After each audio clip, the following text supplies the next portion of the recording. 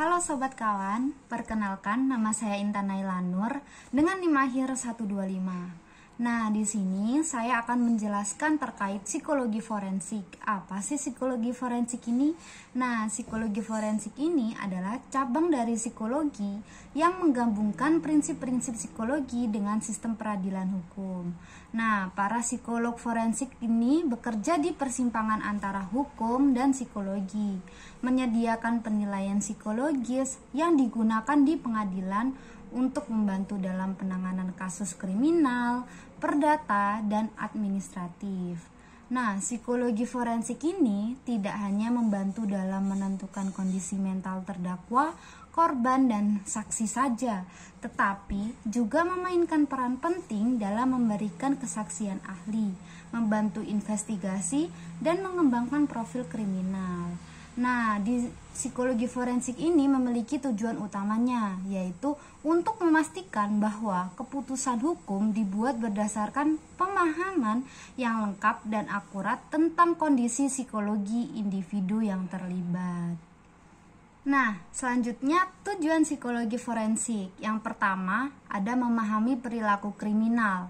Nah, memahami perilaku kriminal ini seperti apa sih? Seperti mempelajari faktor-faktor psikologi yang mendorong seseorang untuk melakukan kejahatan. Ini termasuk analisis motivasi, latar belakang sosial, dan kondisi mental yang mungkin mempengaruhi perilaku kriminal. Nah, selanjutnya yang kedua, memberikan penilaian psikologis. Apa sih itu? Menilai kesehatan mental terdakwa, korban, dan saksi dalam kasus hukum. Penilaian ini dapat menentukan apakah seseorang kompeten untuk diadili atau apakah kondisi mental mereka itu mempengaruhi ingatan atau persepsi mereka tentang suatu peristiwa. Nah, yang terakhir, yang ketiga, menyediakan kesaksian ahli. Nah, ini itu memberikan pendapat profesional di pengadilan berdasarkan evaluasi psikologis. Kesaksian ahli ini dapat membantu hakim dan juri memahami aspek-aspek psikologis dari kasus yang sedang dipertimbangkan.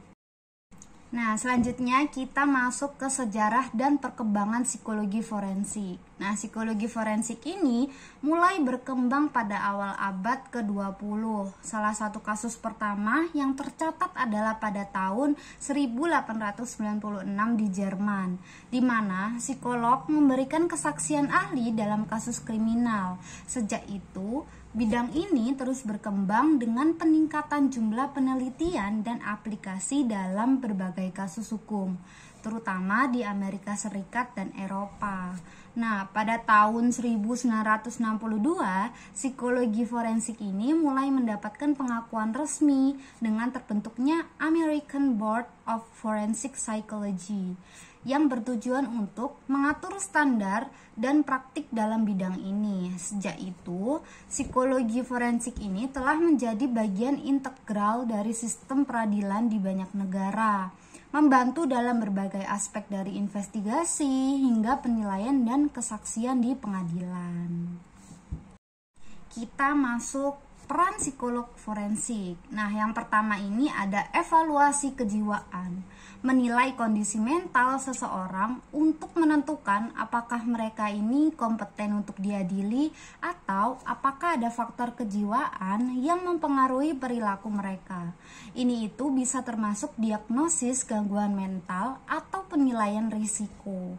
Nah, yang kedua ini penilaian kompetensi. Nah, penilaian kompetensi ini menentukan apakah seseorang itu memahami proses peradilan dan mampu berpartisipasi dalam pembelaannya sendiri. Ini penting dalam memastikan bahwa terdakwa mendapatkan proses hukum yang adil. Dan yang ketiga, ada kesaksian ahli. Nah, kesaksian ahli ini menyajikan temuan psikologis di pengadilan untuk membantu hakim dan juri dalam membuat keputusan yang tepat. Kesaksian ini dapat mencakup evaluasi kondisi mental terdakwa pada saat melakukan kejahatan atau dampak psikologis pada korban. Terus yang keempat ada profil kriminal. Nah, profil kriminal ini membantu pihak penegak hukum dalam mengidentifikasi karakteristik psikologi pelaku kejahatan. Nah, profil kriminal ini tuh dapat membantu dalam penyelidikan dengan memberikan gambaran tentang kemungkinan pelaku berdasarkan pola perilaku dan karakteristik psikologi mereka. Selanjutnya ada metode dan teknik dalam psikologi forensik. Nah, yang pertama ini ada wawancara klinis. Nah, wawancara ini mendalam dengan individu untuk memahami latar belakang, kondisi mental, dan perilaku mereka.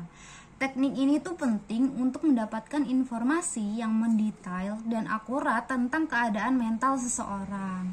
Nah, terus yang kedua ini ada tes psikologis. Nah, tes psikologis ini menggunakan alat ukur seperti Minnesota Multi-Basic Personality Inventory untuk menilai kepribadian dan kondisi mental.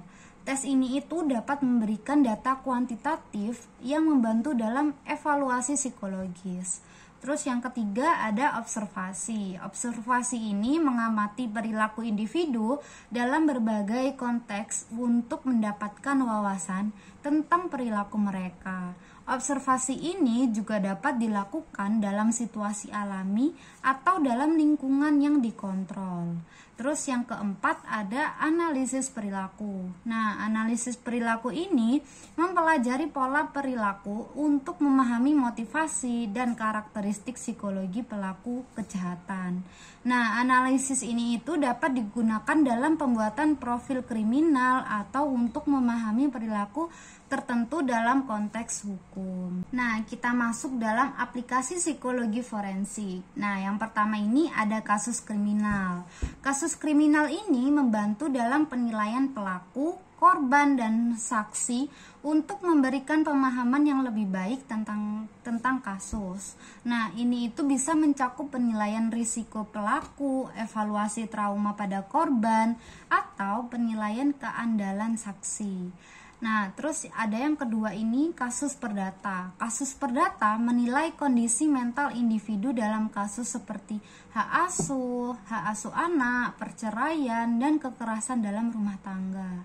Evaluasi ini itu dapat membantu pengadilan dalam membuat keputusan yang adil dan tepat. Terus yang ketiga ada pencegahan kejahatan. Nah, pencegahan kejahatan ini mengembangkan program pencegahan berdasarkan pemahaman tentang faktor-faktor psikologis yang mendorong perilaku kriminal. Ini itu bisa mencakup program rehabilitasi bagi pelaku atau program intervensi bagi individu yang beresiko tinggi. Selanjutnya ada tantangan dalam psikologi forensik. Yang pertama ada etika. Etika ini menjaga kerahasiaan klien dan tetap objektif dalam penilaian. Nah, psikolog forensik ini harus memastikan bahwa mereka tidak memihak dan menjaga integritas profesional mereka. Yang kedua, ada tekanan hukum. Nah, tekanan hukum ini dapat menghadapi tekanan dari pihak hukum untuk memberikan penilaian yang mendukung satu pihak. Psikolog forensik ini harus mampu mempertahankan independensi mereka dan memberikan penilaian yang objektif dan berdasarkan bukti.